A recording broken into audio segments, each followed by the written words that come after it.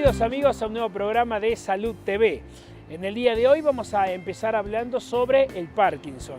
El día 11 de abril se conmemora el Día Internacional del Parkinson y quisimos tratar esta patología por sus características tan particulares. Tiene un avance muy progresivo y a pesar de que pueda haber un tratamiento, lamentablemente al día de hoy no tiene cura.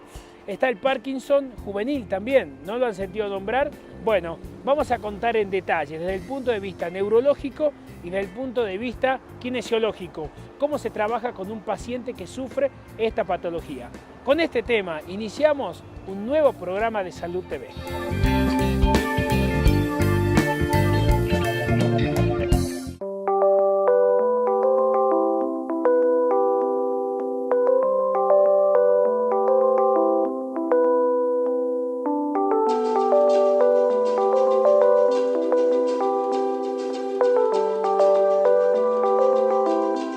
Bueno, el Parkinson es una de las enfermedades que conocemos como neurodegenerativas.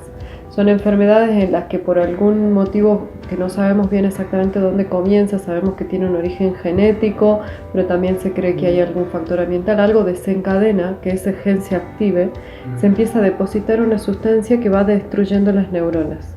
Entonces eso es un proceso que va de a poco dañando distintas estructuras cerebrales y dando los síntomas. En general, este daño comienza mucho antes de que nosotros podamos hacer el diagnóstico. Y es cuando llegamos con los síntomas, el daño ya es muy evidente y es por eso que lo diagnosticamos un poco tarde.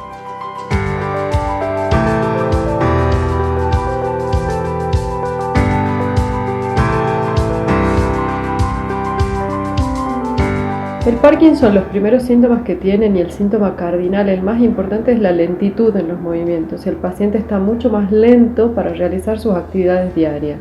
A veces lo nota la pareja o los familiares que dicen ya no mueve el brazo cuando camina. Una disminución del braceo es uno de los síntomas iniciales.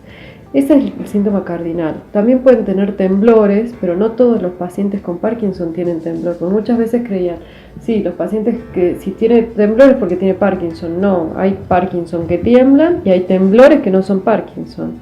Entonces el temblor es un síntoma más de un conjunto de síntomas que nos dan el diagnóstico.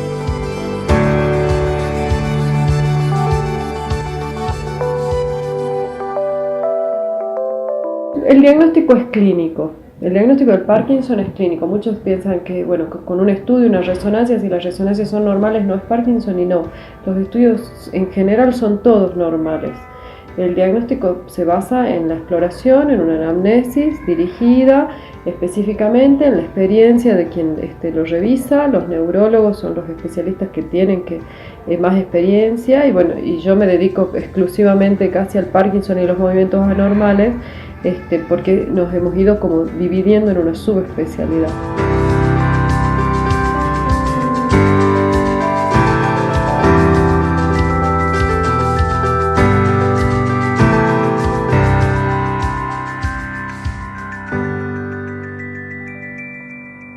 En general aparece después de los 45 años, pero puede aparecer en cualquier edad.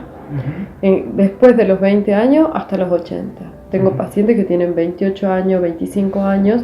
Si bien los pacientes juveniles tienen una enfermedad un poco distinta porque genéticamente es distinta y eso sí la conocemos bien y se manifiesta de otra forma y se conoce por eso como enfermedad de Parkinson juvenil. Sigue siendo una enfermedad de Parkinson, pero tiene algunas características propias. El Parkinson habitual, el más común, porque es una enfermedad muy frecuente, aparece después de los 45 años. Y en general la edad en la que más se diagnostica es entre los 50 y los 60.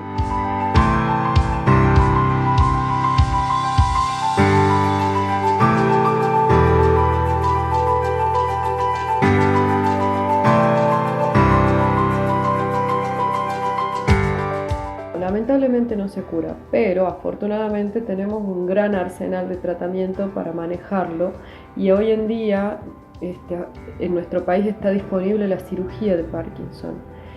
Es una cirugía que no es curativa, pero mejora de forma muy notoria los síntomas. Acá quiero aclarar que no todos los pacientes con Parkinson son candidatos a cirugía. Actualmente es el 20% más o menos que llegan a la cirugía. En los otros no está indicada o porque los síntomas son leves o porque ya se nos pasó y ya pasa un momento en el que ya no lo podemos operar porque los riesgos son mayores que los beneficios. Cada vez ese porcentaje se va a ir ampliando por una cuestión de disponibilidad. Es una cirugía cara, que requiere una capacitación y una, específica, no cualquier neurocirujano puede hacer esta cirugía.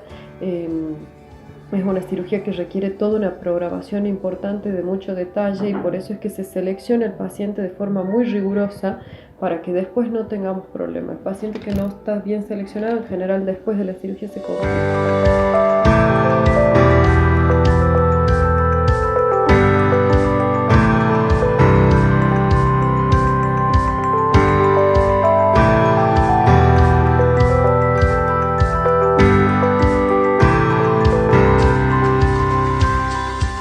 En los últimos tiempos ha venido mucha gente a consultar por la cirugía de Parkinson, que como les digo, bueno, afortunadamente está cada vez más disponible. Hace muchos años que se opera en Buenos Aires, ahora cada vez más se opera en distintas provincias del país. En Tucumán se han operado un montón de casos y ahora estamos por empezar a operar en Salta.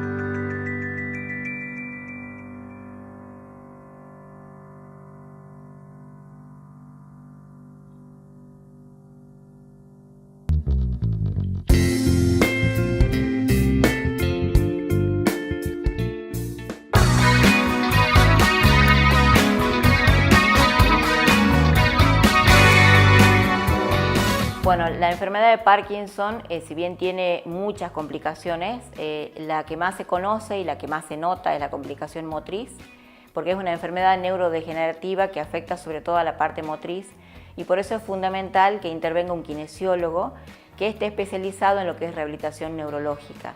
Eso es algo que debe ser muy tenido en cuenta porque la rehabilitación del Parkinson es una situación muy compleja por la que pasa el paciente. O sea, el paciente necesita todo un equipo que lo rehabilite. El kinesiólogo, que sería en este caso, en esta patología, como el que va a llevar adelante el tratamiento, pero va a estar acompañado siempre por un terapeuta ocupacional, fonoaudiólogo, psicólogo, todo un equipo que interviene. El kinesiólogo empieza el tratamiento prácticamente desde el momento del diagnóstico. Cuando el paciente llega al diagnóstico es porque ya tiene síntomas motores. Entonces, lo ideal es que el kinesiólogo empiece en ese momento la rehabilitación. La rehabilitación no es para que el paciente se cure, ya que es una enfermedad crónica, pero sí es para que el paciente mejore su calidad de vida.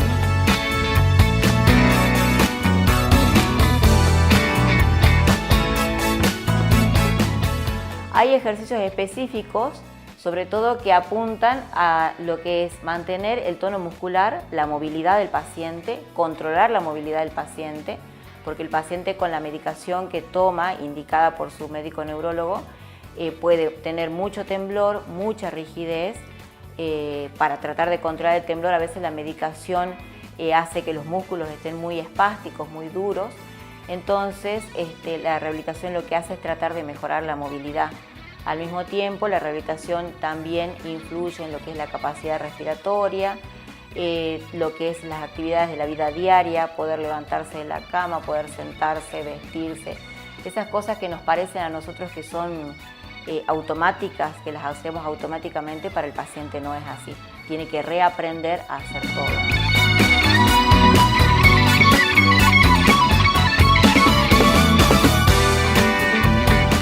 El Parkinson tiene la característica, una de las características cuando recién empieza es que está afectada a la mitad del cuerpo y a veces se parece a una hemiplegia cuando uno ve un paciente con Parkinson.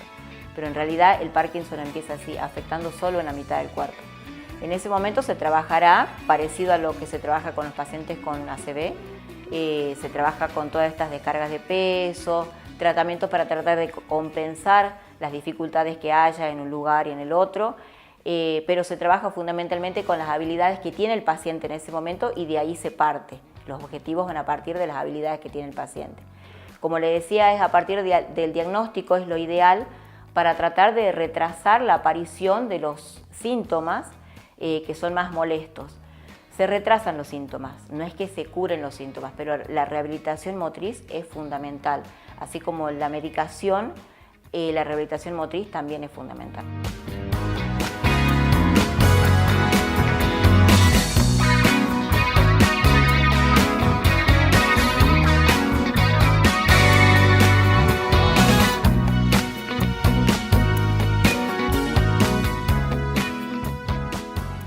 No se recupera el paciente. El paciente, sería muy falso prometerle al paciente que lo vamos a recuperar, porque muchas veces las expectativas del paciente son esas, y uno como kinesiólogo desde el principio tiene que poner en claro cuáles son los objetivos del tratamiento.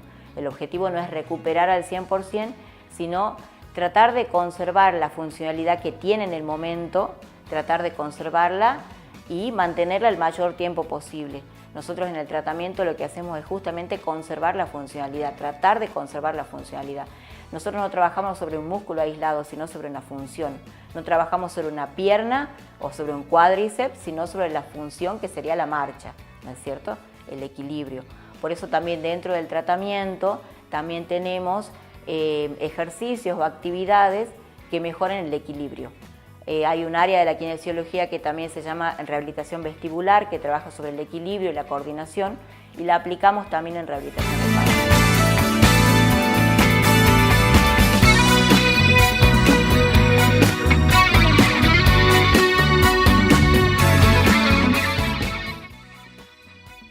Creo que lo más difícil para el paciente desde ya que es aceptar la enfermedad, ¿no?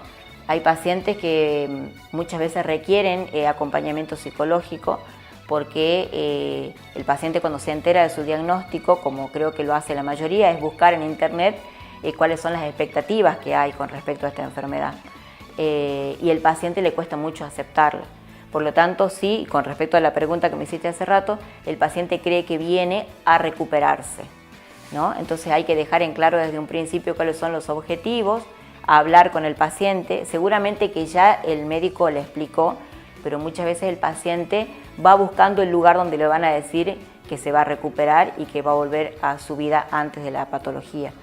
Pero bueno, hay que ser claro, una parte de nuestra ética profesional es no mentirle al paciente, ni engañarlo, ni prometerle curas milagrosas que no existen, sino acompañarlo en el tratamiento, acompañarlo durante la enfermedad para que transcurra su patología lo más lentamente posible para retrasar los síntomas, para tratar de conservar la funcionalidad que tenga, tratar de mantener el equilibrio, la marcha y sobre todo la autonomía. El paciente cuando empieza el tratamiento puede todavía bañarse solo, vestirse solo, levantarse de la cama, pero va progresando la enfermedad, por más que la medicación, por más que la rehabilitación esté presente, la patología progresa. Quizás con la rehabilitación muy lentamente progresa, pero progresa.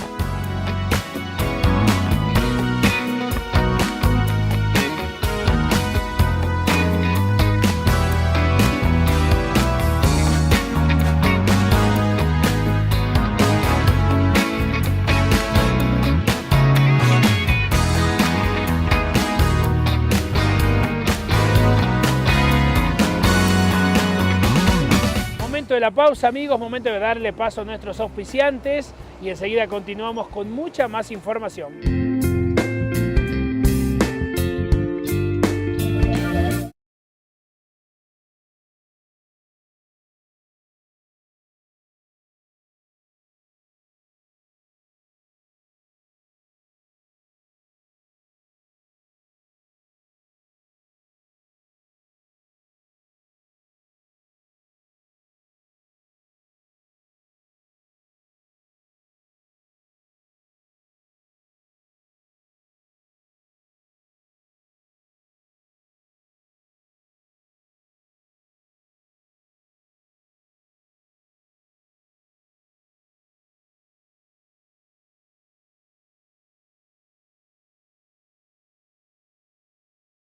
Centro Oftalmológico Integral brinda atención integral al paciente, receta de anteojos, control de glaucoma y cataratas y tratamiento de diabetes. Además, realizamos exámenes complementarios en consultorio, fondo de ojo directo e indirecto, tonometría y curva tensional, campo visual computado, topografía corneal, entre otras. Realiza tu consulta oftalmológica sin cobro de arancel diferenciado. Recibimos todas las obras sociales habilitadas en el Círculo Médico. Te esperamos en Caseros 1203 o realiza tu consulta al 3876 70 57 47. Centro Oftalmológico Integral.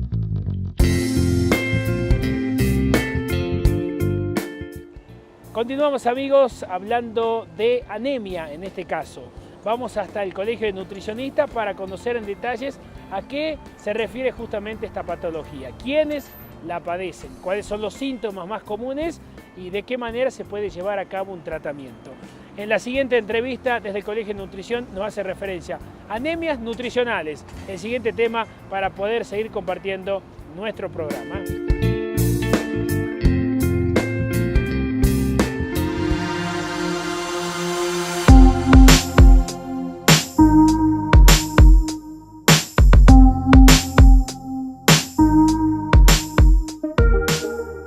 Nutricionales son la causa más prevalente de anemia en la población mundial. La anemia es un déficit de una reducción en el número de los glóbulos rojos. Los glóbulos rojos transportan el oxígeno en el organismo y también puede ocasionarse por una disminución de la hemoglobina en los glóbulos rojos. La hemoglobina es una proteína que contiene hierro. El hierro es constituyente de la hemoglobina y entonces se ocupa de esta tarea, del transporte del oxígeno en el cuerpo humano.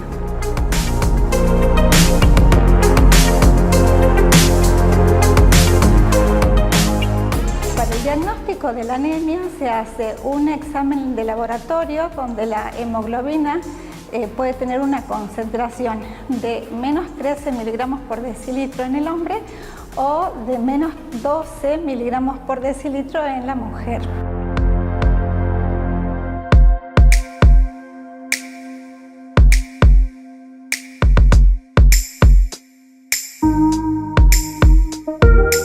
Bueno, el paciente generalmente manifiesta mareos, debilidad, cansancio. Puede haber también una reducción en la capacidad del rendimiento laboral, del rendimiento deportivo en algunos casos. Esa es la sintomatología más común.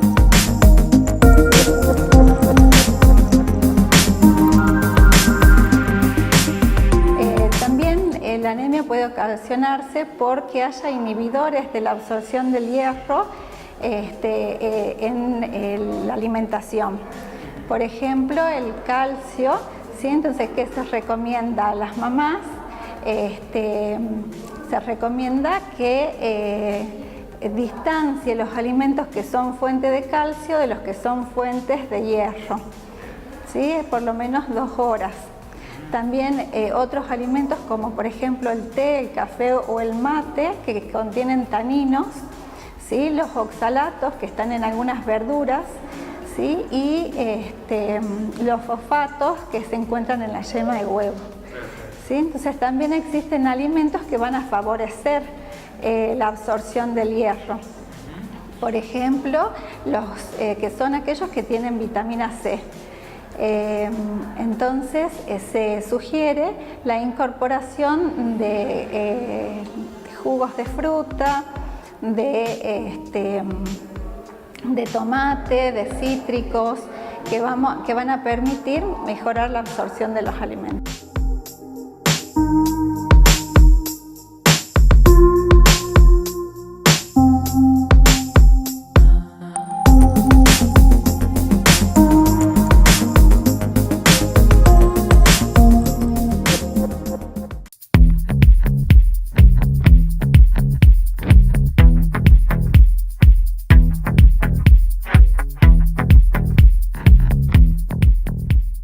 La tomografía y la resonancia cardíaca son 2 técnicas modernas para analizar diferentes aspectos del corazón, ¿sí? O sea, durante mucho tiempo se tuvo solamente el electrocardiograma, la ecografía y se pasó a lo que se llama el cateterismo cardíaco, que ya es una técnica invasiva. Muchos de los diagnósticos o situaciones intermedias no se pueden solucionar o no recaban toda la información necesaria para que uno pueda tratar al paciente correctamente, y lo que surgió como la tomografía y la resonancia, que eran técnicas que se estudiaban en otras partes del organismo, se abocaron al corazón. La resonancia básicamente lo que muestra es la diferenciación del tejido del corazón y con sus diferentes alteraciones. Por cada enfermedad produce una alteración característica y muchas veces con una resonancia uno puede ponerle el sello y el nombre a esa enfermedad, donde muchas veces determina el tratamiento y el, digamos, a tiempo con un mejor pronóstico para el paciente.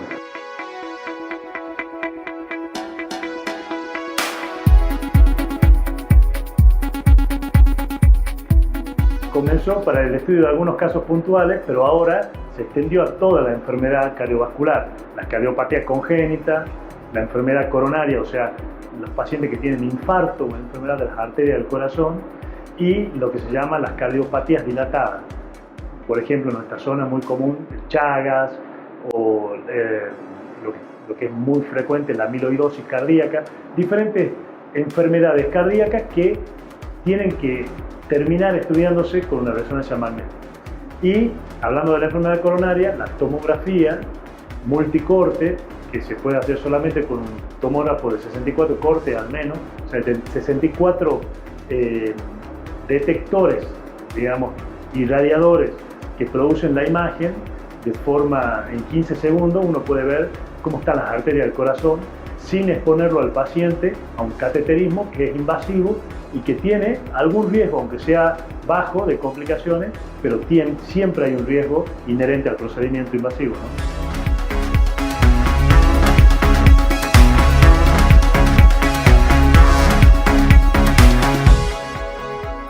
Lo que nosotros siempre estudiamos en los libros de texto era que la enfermedad coronaria aparece en pacientes mayores. Sí es cierto que hay una prevalencia de la enfermedad, que es la más frecuente de las cardiovasculares, pero en pacientes mayores, pero con los cambios de hábito de vida y con la prolongación de la vida en pacientes que a lo mejor tenían enfermedad de otro tipo cuando eran adolescentes, en una edad media o jóvenes pueden aparecer enfermedades, la enfermedad coronaria y el infarto, ¿no? Y gente muy joven. ¿Conocerás algún caso de gente muy joven que tuvo un infarto? Estoy hablando de gente de 30 años, 25 años. O sea, es muy frecuente y esto ayuda al diagnóstico también en etapas tempranas de la enfermedad y sin exponerlo al paciente, como te repito, a un diagnóstico invasivo, como sería un cateterismo cardíaco, que por más que es una muy buena técnica, siempre tiene un riesgo mayor de complicaciones y cuando uno trata de hacer un diagnóstico, todas las pruebas que utiliza para el paciente tienen que tener lo que se llama un balance riesgo-beneficio. O sea, si te hago una prueba, que sea con el menor riesgo y me dé la mayor información posible para poder tratar. Eso ofrece, por ejemplo, lo que es la coronariografía no invasiva que produce la tomografía cardíaca.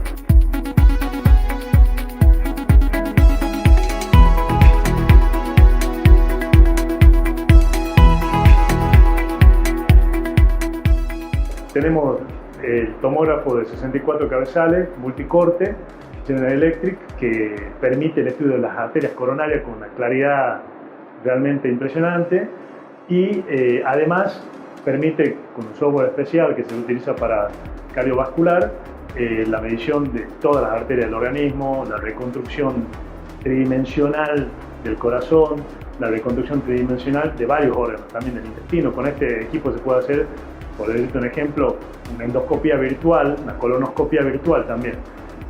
Además, permite medir la función del corazón, que antes se utilizaba la ecografía, o se sigue utilizando como primer método. Este es mucho más exacto. Y más exacto aún, se lo hace con el resonador magnético de 1,5 Tesla de campo, que es especial, con un software especial para enfermedad cardiovascular, que permite también el patrón oro para medir la función del corazón.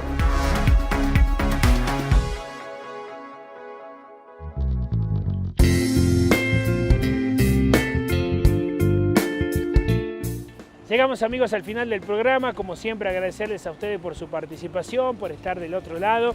Les recuerdo que nos pueden escribir al 3874-130-371 para mandarnos sugerencias, transmitirnos alguna inquietud, hacernos alguna consulta. Si quieren que hablemos de algún tema determinado, nos pueden hacer llegar y sin ningún tipo de inconvenientes lo vamos a tratar. Además, nos pueden seguir a través de nuestras redes sociales. En Facebook, Salud TV, en Instagram, Salud TV Salta, al igual que en nuestro canal de YouTube, Salud TV Salta. La gente de Aztec, como siempre, agradecerles porque a través de ellos nos ven en todo el interior de la provincia. Gracias a la gente de Sofox, como siempre, hoy dejamos el saco de lado, nos pusimos esta elegante y cómoda campera para poder renovar un poco también la imagen. Así que a la gente de Sofox, que lo encuentre acá en el portal Salta, lo pueden llegar a disfrutar. Nos encontramos, amigos, la próxima semana. Que tengan una excelente jornada.